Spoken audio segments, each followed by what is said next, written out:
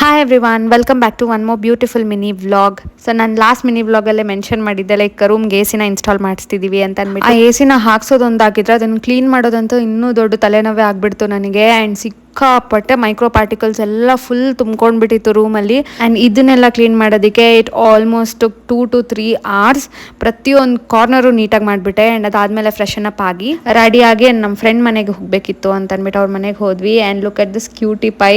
ಅವಳ ಹೆಸರು ಜ್ಞಾನ ಸಿರಿ ಅಂತ ಅಂದ್ಬಿಟ್ಟು ಕ್ಯೂಟಾಗಿ ಫುಲ್ ಅನಿಮಲ್ಸ್ ಎಲ್ಲ ಅವಳಿಗೆ ಫ್ರೆಂಡ್ಸು. ಅವ್ರ ಮನೆಯಲ್ಲೇ ಇದೆಲ್ಲ ಇದ್ದಿದ್ದು. ಆ್ಯಂಡ್ ತುಂಬಾ ವೈಬ್ನ ಎಂಜಾಯ್ ಮಾಡ್ಕೊಂಡು ಕ್ಯೂಟಿ ಪೈಗೆ ಒಂದು ಬಾಯ್ ಹೇಳಿ ವಾಪಸ್ ಮನೆಗೆ ಬಂದ್ವಿ. ಆ್ಯಂಡ್ ಬಂದಾದಮೇಲೆ ನೈಟ್ಗೆ ಏನಾದರೂ ಮಾಡಬೇಕು ಸ್ಪೆಷಲ್ ಆಗಿ ಅಂತ ಅಂದ್ಬಿಟ್ಟು we thought of doing vangi Baat.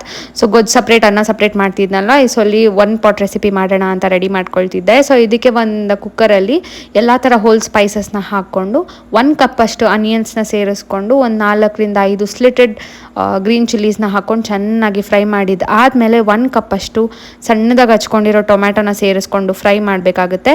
ಅದಾದಮೇಲೆ ವೈಟ್ ಬ್ರಿಂಜಾಲ್ ಬರುತ್ತಲ್ವ, ಅದನ್ನು ಸಣ್ಣದಾಗಿ ಹೆಚ್ಕೊಂಡಿದ್ದೀನಿ. ಸೊ ಇದನ್ನು ಸಹ ಚೆನ್ನಾಗಿ ಮಿಕ್ಸ್ ಮಾಡಿದ್ದಾದಮೇಲೆ 1 cup ಅಷ್ಟು ಹಸಿ ಬಟಾಣಿ ಮತ್ತು ಸ್ವಲ್ಪ ಶುಂಠಿನ ಸೇರಿಸ್ಕೊಂಡು ಮಿಕ್ಸ್ ಮಾಡಿದ್ದು ಆದಮೇಲೆ ಇನ್ನು ಪೌಡರ್ಸ್ ಹಾಕೋ ಟೈಮ್.